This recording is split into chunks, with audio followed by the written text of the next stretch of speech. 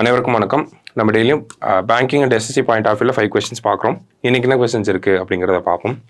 First one, India's largest green hydrogen hub will be set up in அப்படின்னு கேட்டிருக்காங்க. So largest green hydrogen hub அப்படின்னு பார்க்குறப்ப green hydrogen around 1500 tons வந்து produce பண்ண போகிறாங்க. ஸோ இந்த ஹப் எங்கே வரப்போகுது அப்படின்னா வைசாக்ல தான் வரப்போகுது, விசாகப்பட்டினத்தில் தான் வரப்போகுது. நம்ம பிரைம் மினிஸ்டர் தான் இதுக்கு ஃபவுண்டேஷன் ஸ்டோன் அப்படிங்கிறத அந்த அடிக்கல் நாட்டும் விழாவில் நம்ம பிரைம் மினிஸ்டர் பங்கேற்று இருந்திருப்பார். சரிங்களா? ஸோ எங்கன்னா நமக்கு விசாகப்பட்டினம் 1500 டன்ஸில் உருவாக போகுது. 2029 போல இது ரெடி ஆயிரும் அப்படிங்கிறத சொல்லியிருக்காங்க. சரியா? அடுத்தது, president unveil the translation of constitution in which language அப்படின்னு கேட்டிருக்காங்க. ஸோ நம்ம பிரசிடென்ட் கான்ஸ்டிடியூஷனை டிரான்ஸ்லேட்டட் வெர்ஷன் அப்படிங்கிறத லான்ச் பண்ணியிருப்பாங்க.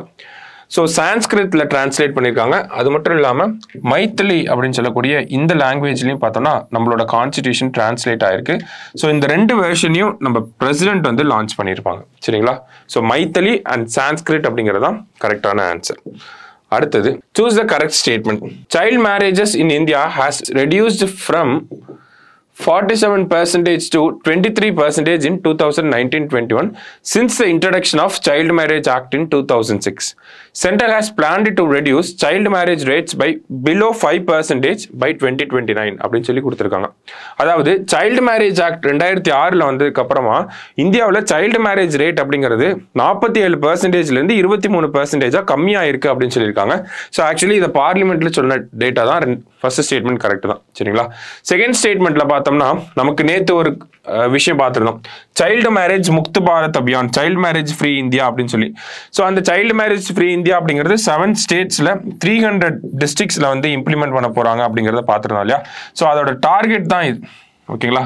ஒவ்வொரு ஸ்டேட் கவர்மெண்ட்டும் ஒவ்வொரு யூனியன் டெரிட்டரியும் என்ன பண்ணோம்னா 2029 அவங்க ஸ்டேட்ல இந்த சைல்டு மேரேஜ் ரேட் அப்படிங்கிறத 5%க்கும் கீழே கொண்டு வரணும் அப்படிங்கிறது.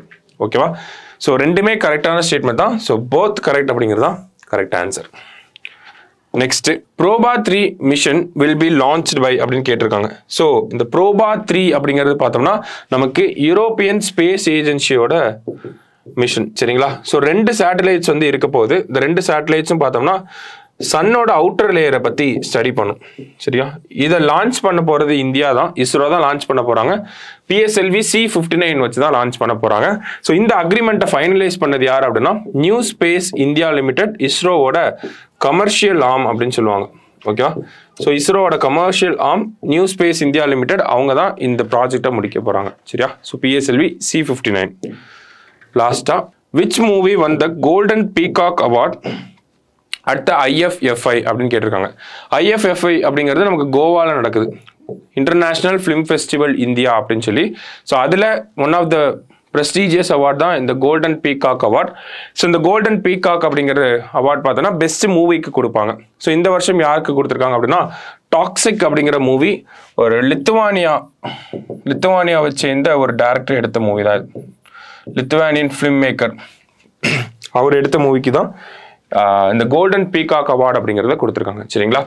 ஸோ இன்னைக்கு 5 questions பார்த்துருக்கோம். தேங்க்யூ.